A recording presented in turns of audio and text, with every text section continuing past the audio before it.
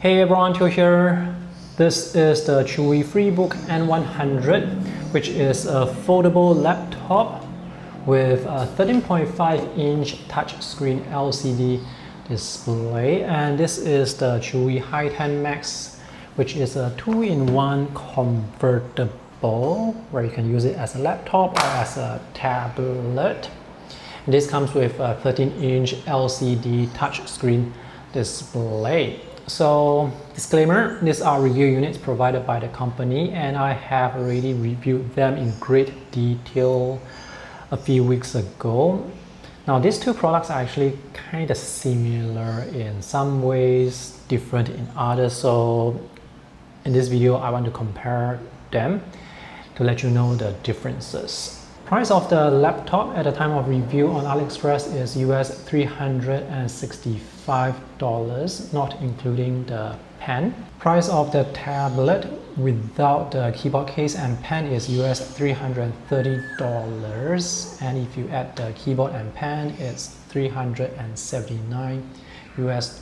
So if you add the pen to this laptop and you add the keyboard cover and pen to this tablet, the price for each product will be less than US $380 inclusive of worldwide shipping, and you get 12 gigs of RAM, 512 gigs of storage, the Intel N100 processor, and the integrated graphics. If you have not watched my full review for these two products, the bottom line is they are really worth the money for light computing tasks, with the main downsides being the hollow sounding audio. The touchpad is not great and the battery life is 4 to 5 hours. But other than that, the display is good, performance is smooth for light computing tasks, and the keyboard is actually pretty good. Port selection is also quite decent. Alright, so let's start by taking a look at the Chewy Freebook N100. So this is a laptop and you can fold this to the back to kind of use it like a tablet, but if you use it like this, it's a very big and heavy tablet. Now, if you do not need the tablet form factor, I would actually recommend you go with the laptop because the keyboard is better. Detachable keyboard covers for budget products usually is not that durable. The typing experience is alright, but the keys feel plasticky. And you can see there is backlight. Now if you switch off the backlight and you close the cover and you open the cover again, the backlight will come on again even though you have switched it off. So this is going to drain more battery. This touchpad is kind of small and there is the left and right click area. What that means is there is this area in the middle where you cannot press down. So if you want to click and drag something, the drag will stop here. And this is a very short distance. So the alternative to click and drag is to use the touch screen or use a mouse. The build quality for the keyboard on the laptop feels substantially better, and the typing experience is actually better than I expected. There is backlight as well, and you have to use the function key to use the backlight, and there is no function key lock unfortunately, but there is the function key lock with the tablet. So you can enable the backlight or disable, and when you close and open, this will remember the settings for the backlight. Touchpad is noticeably bigger compared to the smaller one, and this is slightly easier to use compared to that. But there are still the left and right click areas and this area here where you cannot press down. So same thing, it's difficult to click, drag and drop, which will stop here. And you also cannot click here because you just can't click there. So same thing for drag and drop, it's best to use the touch screen or use a mouse. Let's talk about form factor. The tablet is definitely more versatile because you can use this as a tablet when you detach the keyboard cover and this back cover. So the weight of this tablet is 760 grams. The keyboard case is 280 grams. And you can attach everything together to use it like a desktop laptop. This can be folded, so you can fold this all the way to the back, and this can be great for watching shows or doing some light gaming. But this cannot be used as a tablet. I mean, it can be used as a tablet, but it's going to be a 1.36 kg tablet. So the comfort level of using this as a tablet is quite low.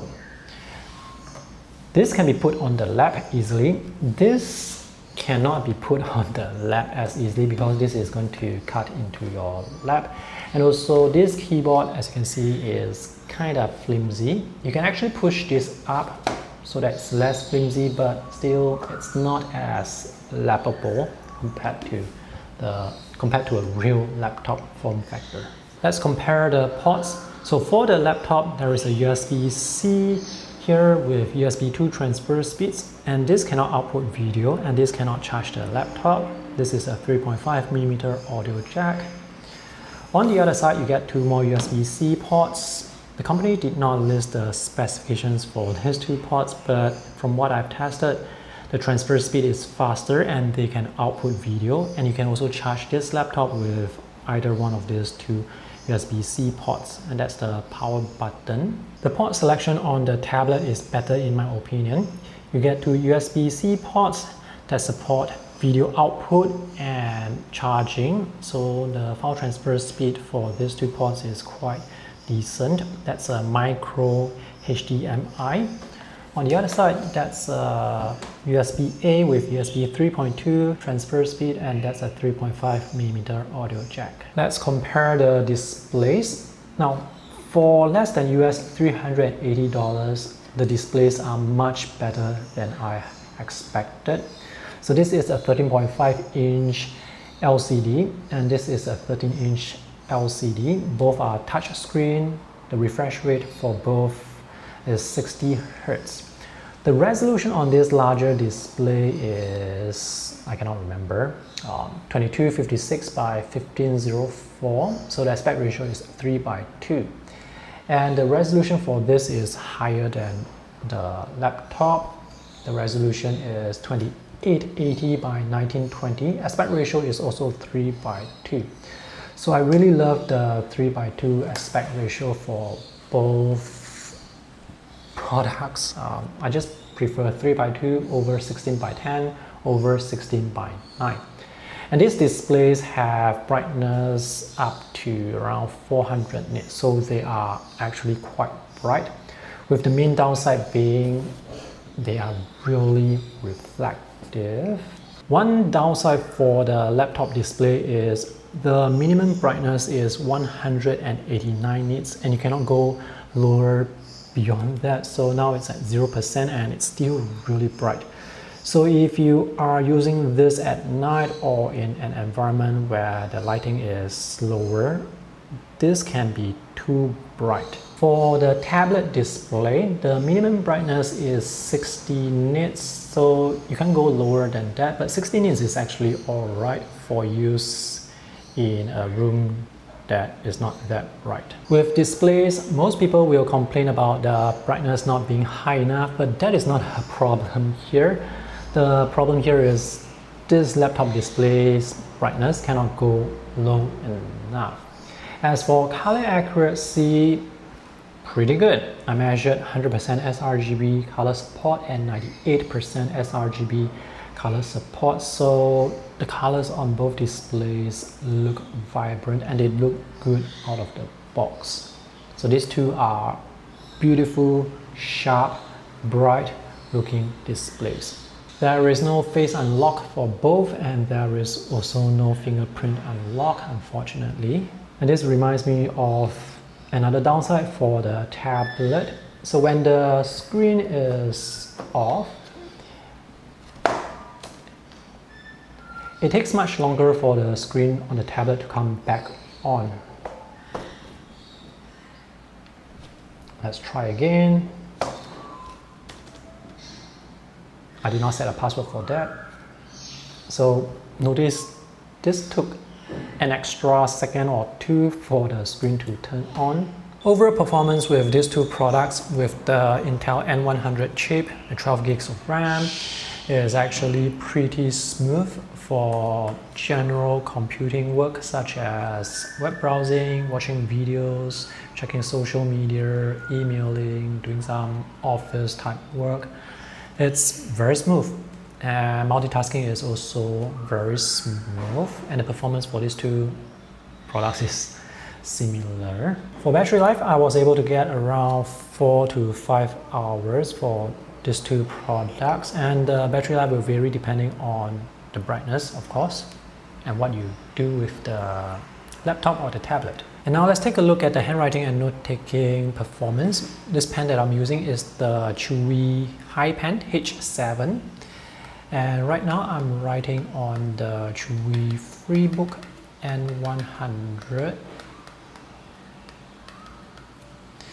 So as I lift the pen up, I can see sometimes the line would continue. So here you can see this stroke, there is this extra line here, and here there is this extra line here. And for the B, I was writing like this, so there is this extra line here, and for the 0, there is this extra line here. So this pen can be used for writing, but the writing performance is not going to be, well, perfect, and drawing performance is of course not going to be great. When drawing slow diagonal lines, there is noticeable line wobble and jitter, so this is going to affect accuracy when drawing.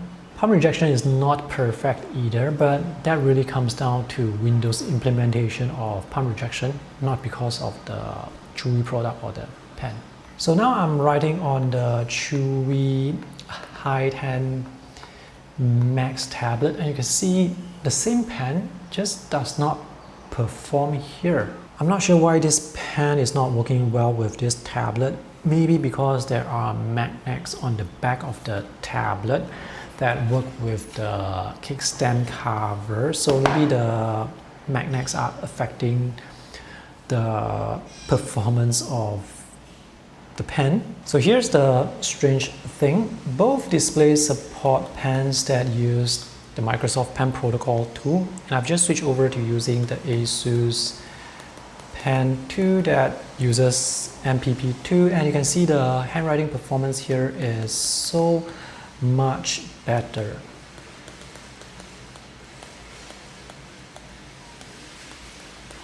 So this is able to capture my handwriting style quite accurately, and this is on the tablet with the magnetic kickstand attached behind. And now I'm writing on the Chewy Freebook N100 again. And this pen, this ASUS pen, works as well as the Chewy pen on this laptop display, but there is again the stray stroke at the end. You can see that here, and you can see that here as well. By the way, if you are looking for a diagonal line wobble, oops, you can see this performance is just better compared to the Chewy pen. So what's the bottom line with note-taking? If you're using a good pen, and the ASUS Pen 2 is better than the Chewy pen, if you're using this pen on both products, you will get better handwriting and note-taking performance and experience on the Chewy Hi10 Max tablet. And one thing I just noticed about this laptop display that I did not notice before is there is actually glow at the bottom edge of the display. I probably did not notice the glow at the bottom because of the Windows taskbar that's there, but now I can see the glow is there. For the tablet, the glow looks kind of even to me. Alright, I hope this comparison review is useful. So each product has its pros and cons, and you can decide which features you prefer more or what compromises you can live with. By the way, if you guys have intention to buy either one of these, do consider using the affiliate links that I have for you in the video description below to support my YouTube channel and the work that I do here. Thanks for watching. See you guys again. Bye.